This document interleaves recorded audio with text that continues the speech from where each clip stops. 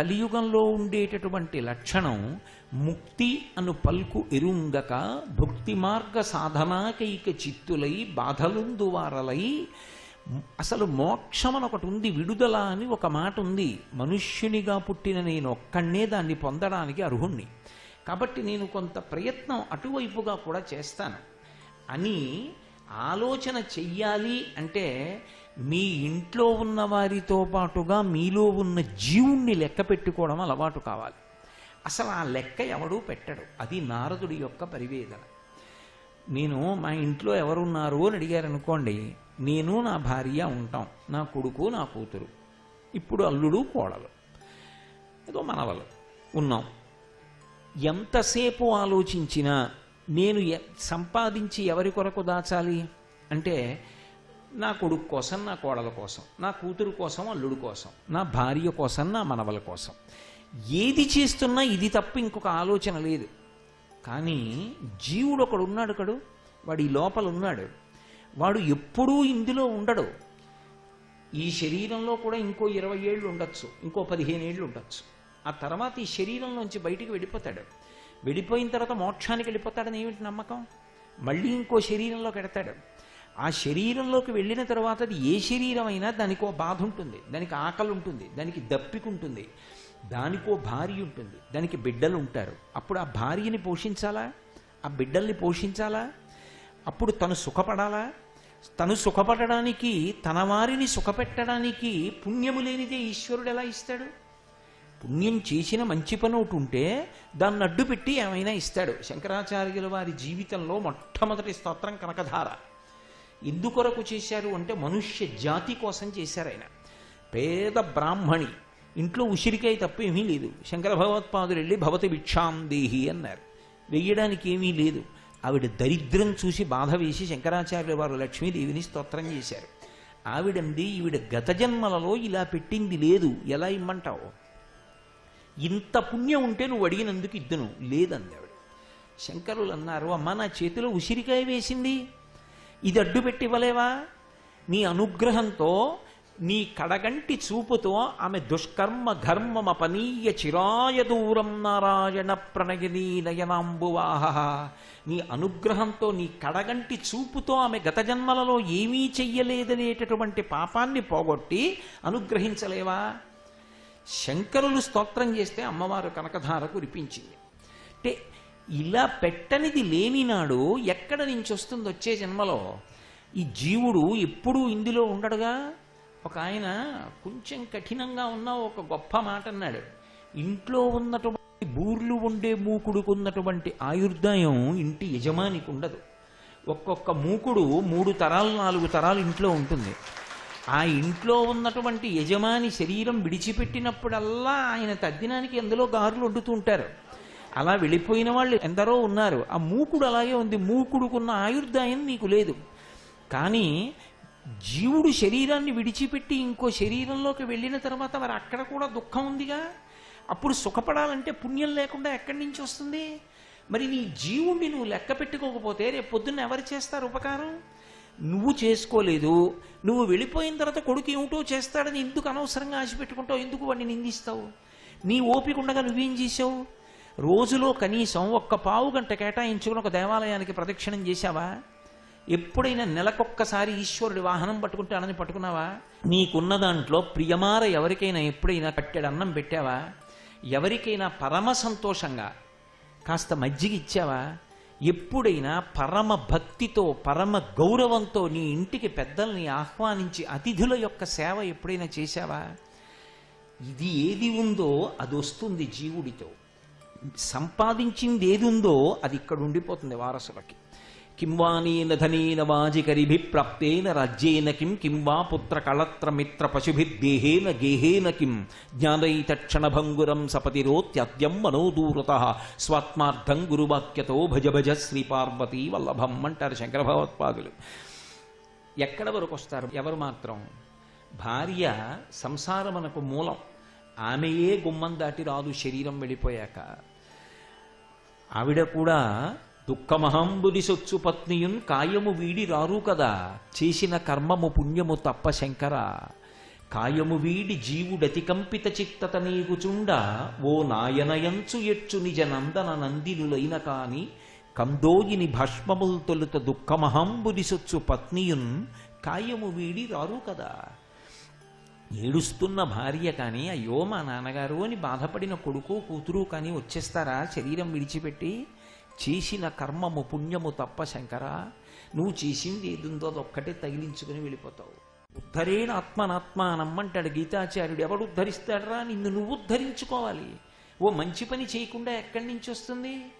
ఇది భుక్తి మార్గ సాధనాకైక చిత్తులై బాధలొందువారలై ఎంతసేపు సంపాదించడం. సంపాదించవద్దు అని శాస్త్రాలు చెప్పలేదు. నేను అన్న మాటని మీరు జాగ్రత్తగా పట్టుకోవాలి. సంపాదించకుండా కూర్చోండి అని శాస్త్రం చెప్పదు. అసలు అలా చెప్తే దోషం. సంపాదించండి అని చెప్పింది శాస్త్రం. మాతా నిందతి నాభినందతి పితా భ్రాతాన సంభాషతే భృత్యకుప్యతి నానుగచ్చతి సుతా కాంతాపి నాలింగతే అర్ధప్రార్థన శంకయా నకురుతే సల్లాపమాత్రం సుహృత్ తస్మాత్ నైతికమర్ధమార్జన శృణు సఖే విత్తేన సర్వే వశాః అంది. ఒక వయసు వచ్చిన తర్వాత డబ్బు సంపాదించకపోతే అమ్మ కూడా నిందిస్తుంది. ఏమిటిరా రూపాయి సంపాదన లేదంట. తండ్రి సంతోషించడు, అభినందించడు. అక్కడికి వచ్చావురా, నా రెక్కలు బడలే వేళటికి నాన్నగారు నేనున్నానండి, మీకెందుకు నాన్నగారు అని నాకు చెయ్యి సాయం అందించడానికి నువ్వు తయారు కాలేదురా అంటాడు. అన్నలు మేము సంపాదిస్తే మాతో పాటు తినడమే కానీ ఓ రూపాయి సంపాదించడం రాదంటారు. సేవకుడు ఎదురు రాడు, ఒక్క రూపాయి ఇవ్వలేడు కానీ ఆ వాళ్ళు డబ్బిస్తే వీడి సేవ చేయించుకుంటాడంటారు. ఆఖరికి కొడుకు ప్రియమార ఎదురొచ్చి తండ్రి కాళ్ళు కడుక్కొమ్మని నీళ్లు ఇవ్వడు. కాంతాపినాలింగతే, భార్య కూడా ప్రియమార కౌగలించుకోదు. ఎంతో ప్రేమ కలిగిన స్నేహితుడు కూడా ఏమంటే బాగున్నారా అనడు. ఎందుకని అంటే అలా అంటే అస్తమానం డబ్బు అడుగుతాడని పక్క సందులోంచి వెళ్ళిపోతాడు. కాబట్టి ఈ మాట నేను చెప్పట్లేదు, శాస్త్రంలో చెప్పిన మాట. అర్థప్రార్థన శంకయా నకురుతే సల్లాపమాత్రం సుహృత్.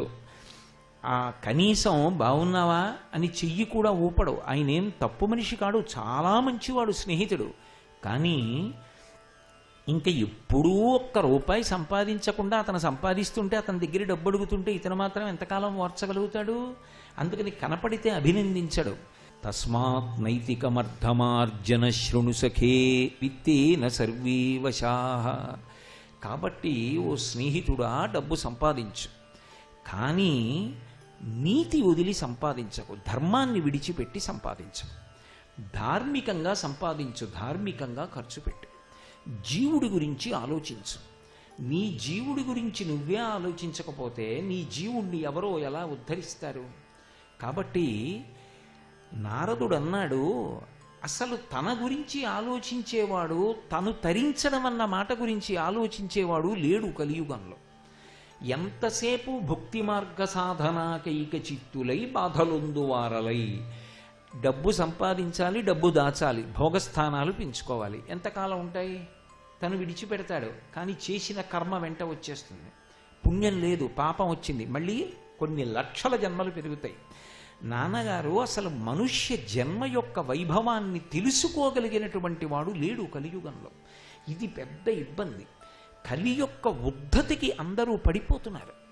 ఎవరు చూసినా తత్కాలమునందు ఆ భోగం అనుభవిస్తే చాలు. అది ధర్మంతో ముడిపడిందా పడలేదా, తర్వాత ఎంత కట్టి కుడుపుతుంది ఆలోచించలేకపోతున్నారు నాన్నగారు, ఎవరు కాపాడతారని అడిగాడు. అప్పుడు బ్రహ్మగారు చెప్పాడు, బెంగ పెట్టుకోకురా, కాపాడడానికి మహానుభావుడు పరబ్రహ్మము శ్రీమన్నారాయణుడు కదులుతాడు. కదిలి భూమండలం మీదకి వెడతాడు. వెళ్ళి ఆయన శ్రీవేంకటేశ్వరుడన్న పేరుతో నిలబడతాడు.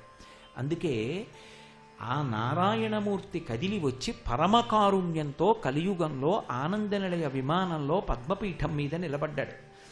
ఆ నిలబడడం దేనికోసము అంటే రాక్షస సంహారం చేయడం కోసం కాదు, కలిబాధ చేత పాపములు చేసేటటువంటి ప్రజలను ఆ కలి బాధ నుంచి వినిర్ముక్తులను చేసి మళ్ళీ ఇటువంటి పాపం నేను చెయ్యకూడదనేటటువంటి స్పృహని కల్పించడం కోసమని నిలబడ్డాడు. అందుకే వెంకటేశ్వరుని యొక్క మూర్తి ఎవ్వరూ చెక్కినది కాదు. ఏ దేవతలు దాన్ని తయారు చేయలేదు, విశ్వకర్మ తయారు చేయలేదు. నకృతం దైవసంఘైశ్చ నకృతం విశ్వకర్మణ స్వేచ్ఛయా క్రీడతే తత్ర ఇచ్ఛారూపం విరాజితః. వ్యాసుడు వెంకటేశ్వరుని యొక్క మూర్తి గురించి చెప్పినటువంటి మాట అది. నకృతం దైవసంఘైశ్చ, దాన్ని దేవతల యొక్క సమూహములు తయారు చెయ్యలేదు. నకృతం విశ్వకర్మణ, ఆయన యొక్క మూర్తిని విశ్వకర్మ తయారు చెయ్యలేదు. స్వేచ్ఛయా క్రీడతే తత్ర, ఆయన అక్కడ మూర్తిగా నిలబడ్డాడని చెప్పి ఆనందనిలయ విమానంలోనే వెంకటేశ్వర స్వామి ఉన్నారని మీరు అనుకుంటే పొరపాటు. స్వేచ్ఛయా క్రీడతే, ఆయన ఇష్టమొచ్చినట్టుగా ఆయన ఆడుకుంటూ ఉంటాడు ఆ కొండ మీద. మీకు తెలియకపోవచ్చు, కానీ మీరు ఆర్తితో పిలిస్తే పలకడానికి దగ్గరే ఉంటాడు. అందుకే మీరు ఇప్పటికీ చూడండి, ఏడుకొండల మీద కొద్ది రోజుల క్రితం పుట్టినటువంటి పసిపిల్లల దగ్గర నుంచి పరమ వృద్ధులైనటువంటి వాళ్ళ వరకు అందరూ కొండ మీదకి వెడతారు. అందరికీ ఉండడానికి ఆవాసం దొరకదు. అంత చలిలో ఎక్కడ పడితే అక్కడ రహదారుల మీద కూడా పడుకుంటారు. కానీ తిరుమల కొండ మీద ఎవరికైనా ఏదైనా ప్రమాదం జరిగిందని, జబ్బు ఎక్కువైపోయిందని, చలిగాలికి ప్రమాదం సంభవించిందని మీరు ఎప్పుడైనా ఎక్కడైనా విన్నారా? ఉండదు.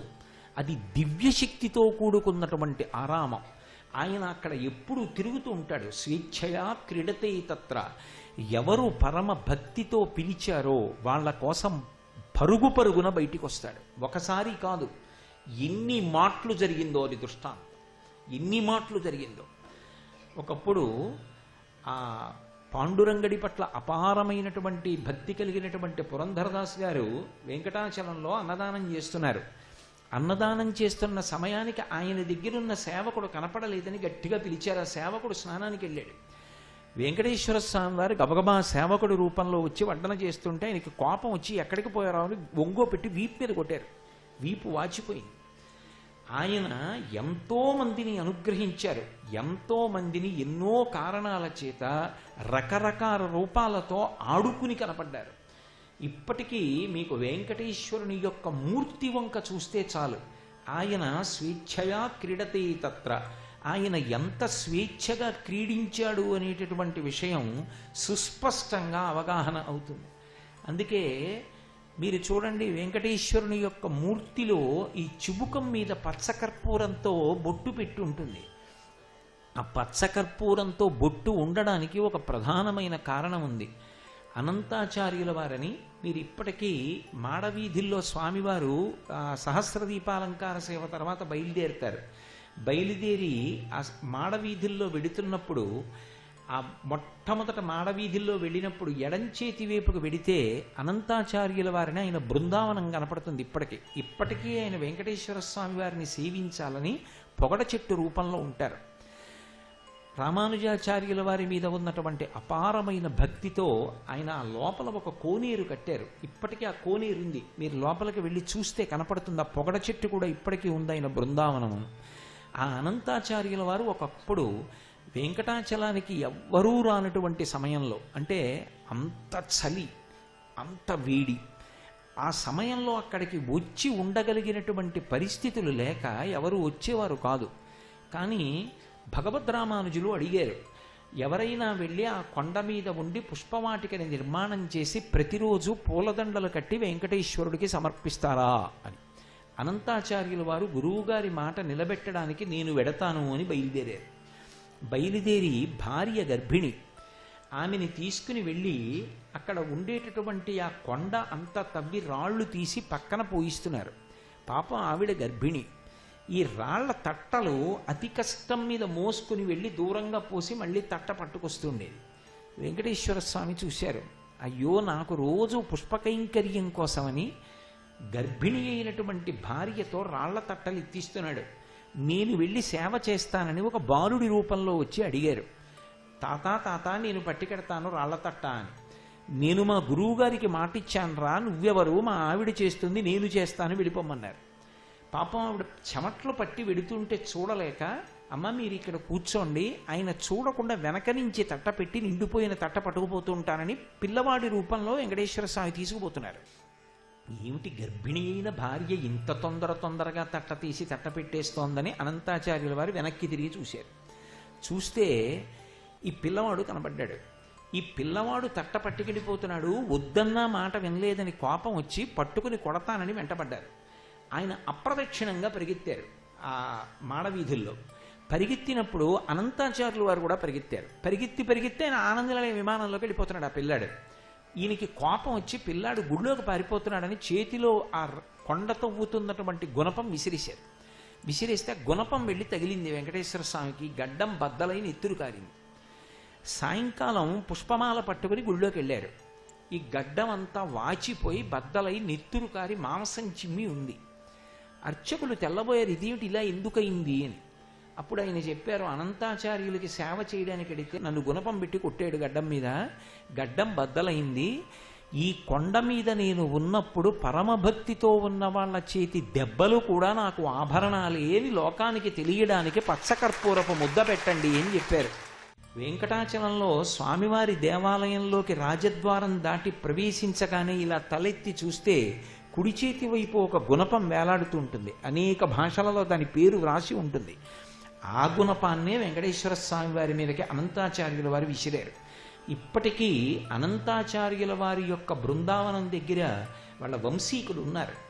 మీరు కావాలి అంటే ఎప్పుడైనా వెంకటాచలం వెళ్ళినప్పుడు, స్వామివారి మాడవీధుల్లోకి వెళ్ళినప్పుడు మీరు ఒక్కసారి ఆ అనంతాచార్యుల వారి బృందావనం వైపుకి వెళ్ళి చూస్తే ఇప్పటికీ ఆయన బృందావనం, మళ్ళీ ఆయన స్వామివారి సేవ చెయ్యడానికి పొగడ చెట్టుగా పుట్టినటువంటి ఆ చెట్టు, ఇవన్నీ మీకు కనపడతాయి. ఆయన రామానుజాచార్యుల వారి మీద తవ్వించినటువంటి తటాకం, ఇవన్నీ ఒక పర్యాయం కాదు, ఇన్ని మాటలు ఎంతమందితో క్రీడించాడు ఆ కొండ మీద. స్వేచ్ఛయా క్రీడతే తత్ర, ఒకచోట కాదు. అందుకే ఆయన పాద ముద్రల చేత పవిత్రమైంది. అక్కడే ఒకప్పుడు ఆయన హాతీరాం బావాజీతో పాచికలాడాడు. ఒకప్పుడు ఆ హాతీరాం బావాజీ పేరేమిటో కూడా తెలియదు, ఉత్తర హిందుస్థానం నుంచి వచ్చారు ఆయన. ఆయన్ని తీసుకెళ్లి మహారాజు చెరసాలలో పెట్టాడు. తీసుకెళ్లి అందులో గుర్రాలశాలలో పెట్టాడు. పెడితే రాత్రి వెంకటేశ్వర స్వామి వారు ఆయనతో పాచికలాడడానికి వెళ్ళి ఏనుగు రూపంలో అవన్నీ తినేశారు. ఏనుగు రూపంలో రక్షింపబడ్డాడు కాబట్టి హాతీరాం బావాజీ అని పిలుస్తుంటారు ఆయన్ని. ఇప్పటికీ సహస్రదీపాలంకరణ సేవ జరిగేటటువంటి చోట పక్కన గోడ మీద మీకు పాచికలాడుతున్నటువంటి దృశ్యం చెక్కబడి ఉంటుంది. అంత అద్భుతమైనటువంటి స్వామి ఆయన. ఒకరితో కాదు, తరిగొండ వెంగమాంబ గారు కొండ మీద ఉన్న రోజుల్లో ఆదివరాహస్వామి దేవాలయం వెనక భాగంలో అన్నమాచార్యుల వంశీకులు ఉండేవారు. అన్నమాచార్యుల వారు ఉన్నటువంటి ఇంటి పక్కనే అక్కడే తరిగొండ వెంగమాంబ గారు ఉండేవారు. ప్రతిరోజు రాత్రి తరిగొండ వెంగమాంబ గారి ఇంటికి వెళ్ళి ఉయ్యాలలో కూర్చుని ఊయల ఊగుతుంటే, వెంగమాంబ గారు రాసినటువంటి భాగవతాన్ని చదువుతుంటే తన కథ తాను వింటూ సమయాన్ని మరిచిపోతుండేవారు.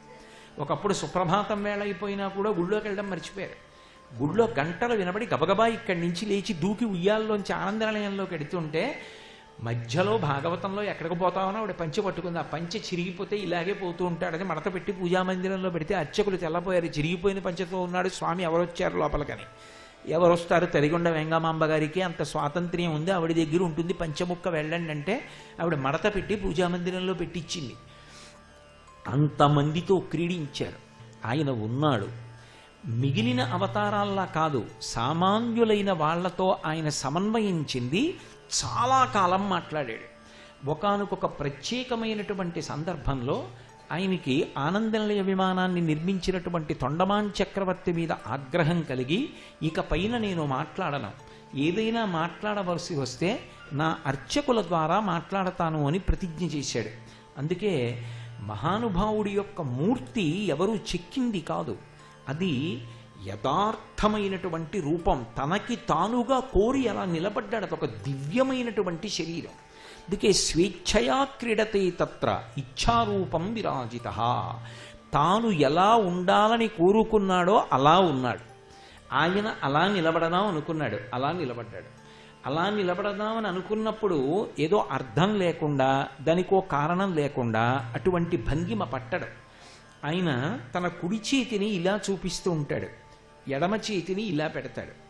ఏకబేరమూర్తిగా ఉంటాడు ఆనందనిలయ విమానంలో. ఏకబేరమూర్తి అంటే వైఖానస ఆగమం ప్రకారం ఒక్కడే ఉన్నటువంటి మూర్తి. సాధారణంగా పక్కన అమ్మవార్లు ఉంటారు, కానీ అమ్మవార్లు పక్కన లేకుండా ఒక్కడే ఉన్నటువంటి మూర్తి తిరుమల క్షేత్రం.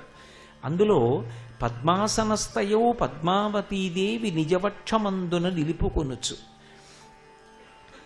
తన పాదములు నమ్మిన వారులకు ఈ భవాంబోధి కటిదగ్నమగనుటంచు వామహస్తంబు కటిభాగమున నుంచి చూపరులకు సంకేతించుచుండ.